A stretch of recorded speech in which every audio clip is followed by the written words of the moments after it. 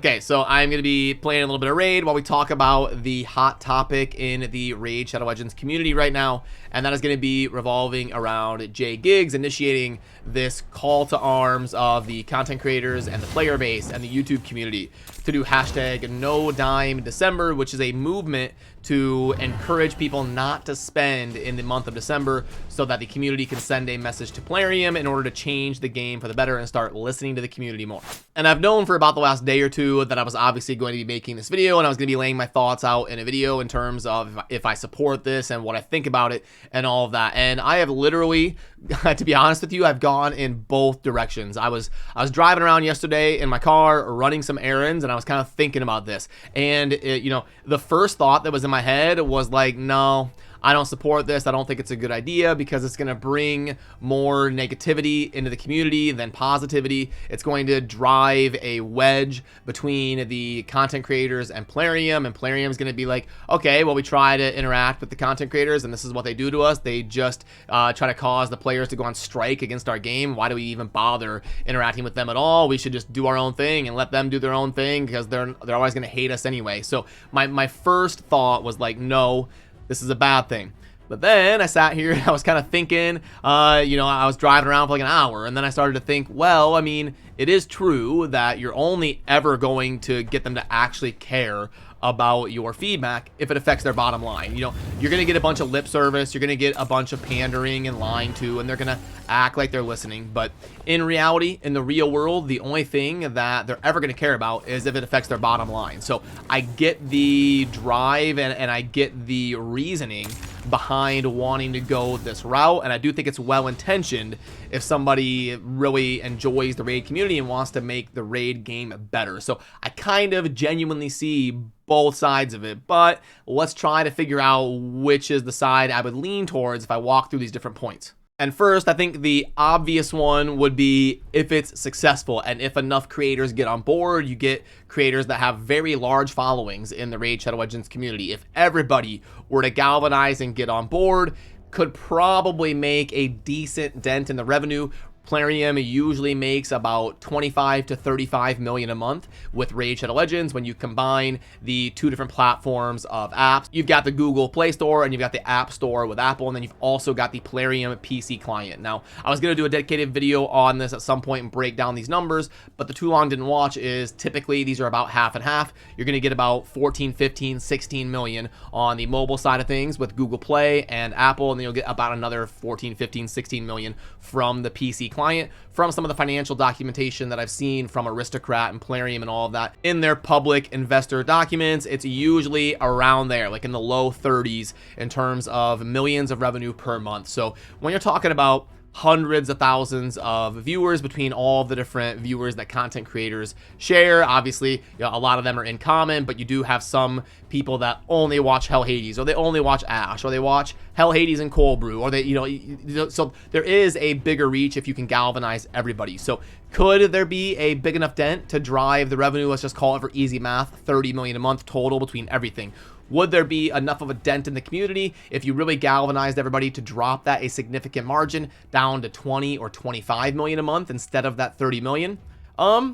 It's realistic. It's possible. I'm a little bit skeptical, if I'm being honest with you. I think boycotts usually sound better on paper than they do in functionality. I would say more of them fail than succeed. Obviously, some of them succeed for sure. So it is definitely realistic and it's possible. So yeah, I think that would be like the general, like, ideal scenario is everybody galvanizes and actually affects Plarium's bottom line. And then because of that, Plarium says, okay, what did we do to cause this? Let's make sure we engage with them more, and let's really actually listen to their feedback so that we can get them to be a positive sentiment and spend more in our game as opposed to galvanizing to go on strike and spend less. Would there be any other positives that could possibly come from this? We'd all save money.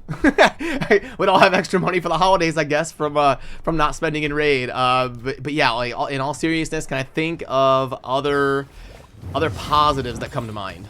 I guess maybe you could put in there that the game becomes more free-to-play friendly, and then the game grows a larger player base because of that. You can kind of shift the sentiment from Raid being an overly monetized extremely pay-to-win game to a game that listens to their community more and brings in more players, and then YouTubers get more viewers and the community grows and everybody's happy. So I guess that's another possibility in terms of a positive to come from this.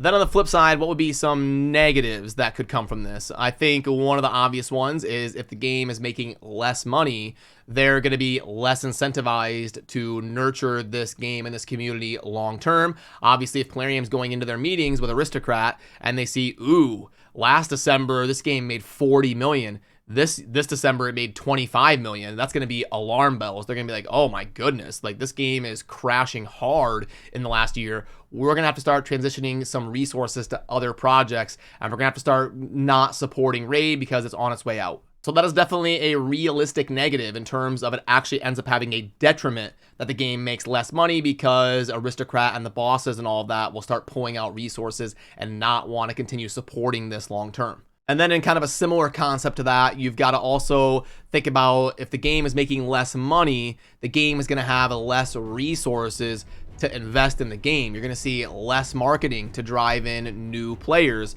that are coming to the game and keeping the community robust. You're going to see less money available to innovate on new content. Say what you want about Raid, but it actually has done a very good job in producing new content. If anything, nowadays the argument is probably that there's too much to do in the game. Between adding in the Forge and CVC and Faction Wars and the Hydra and the Doom Tower and all of the different gear ascending and the Iron Twins, and I can go on and on.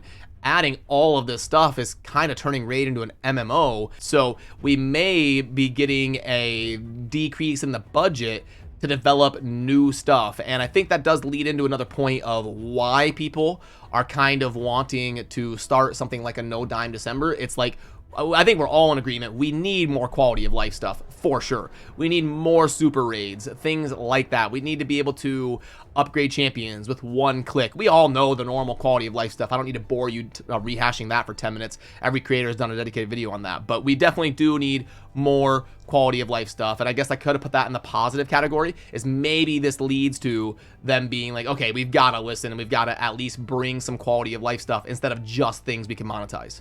And then another possible negative would be, like I said earlier, does this drive a further separation between Plarium and wanting to engage with the community? Like if Plarium is doing positive things like bringing on content creators for trivia contests and interviewing content creators for Ultimate Death Night and letting content creators talk to Ultimate Death Night, you know, they do try to involve content creators and involve the community. Maybe not as much as some of us would like, but they do at least try to do that. Would movements like this drive Plarium, or at least make them consider, you know what, why are we bothering? You know, if they're just going to hate us for every single thing that we do that they disagree with, why are we bothering trying to engage with these people? That could genuinely be an opinion they start having on their end.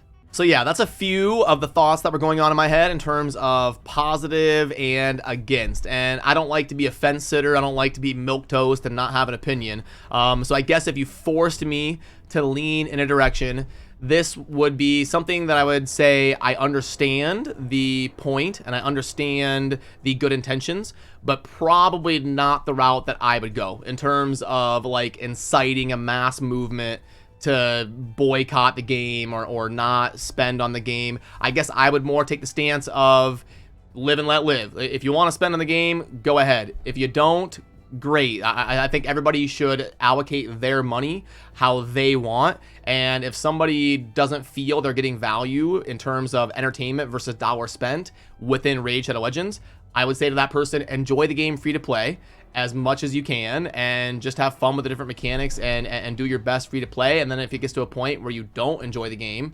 and you don't want to spend, then go, I mean, there's millions of games out there. I would say to go find a better opportunity for your entertainment. But in terms of like a price for entertainment, I don't know if it's like riot inducing, boycott worthy, because I guess the way I try to think about it is, let's say there was a bar I like going to. I'm a regular at a bar, and all of a sudden they start raising the prices of their drinks like crazy. Would I go out in the parking lot and with picket signs and try to tell everybody not to spend at this bar because they raised their prices to a point where I didn't like them? No, I would probably just find a different bar to go to. I guess in order for me to incite a riot and try to convince everybody in the community to not do something, I would need to see something like genuinely evil, like yeah, some sort of, we all know the examples of that, but some sort of just awful things in terms of like, I disagree with a balance patch, or I disagree with a champion design, or I disagree with the price of a pack. I mean, that happens all the time. I've been grading packs for 5 years in Raid. I was the first one to do an offer calculator in this game. I've been doing this every day, loading up packs and saying, yeah, this is trash, this is trash, this is trash. And it's probably like 1 out of 10 I say are even worth considering, but I never thought to take that to the level of like, all of you should refuse to spend until I see these packs be a little bit more realistic. So I guess my overall where I would fall on it would be not something I would participate in and not something I would super encourage, but I don't have anything against anybody that does. I do think it comes from good intentions, and I think people mean well and want to make Raid a better place, so I do understand where they're coming from. And Jay Giggs is always welcome to come on my channel. I am open to debate and discussion and all of that with anybody. I always have been. I will have any discussion live on camera with any creator that wants to come on my channel. I debated Murder Inc. About tier lists, and that was a lot of fun. We went live and had a debate and got our different perspectives out on the table. So if Jay Giggs wants to come on my channel and talk, he is more than welcome to. I consider him a friend. I've known him for years. I really like the guy. So I know that he means well, and I know he's trying to do good for the Raid community. It's just that I would probably go about it a little bit of a different way in terms of like a positive approach instead of a negative approach. But again, I'm gonna go in circles because I get it. I like, you are really only gonna get them to truly engage with you and listen if you affect their bottom lines. But yeah, let me know your thoughts down below. I always enjoy hearing different perspectives and hearing where other people are coming from compared to me. And obviously it's something that I'm gonna be monitoring. It's gonna be interesting to see how this plays out. I'm sure I'll be doing a dedicated video here on the channel talking about what was the participation rate of this, how successful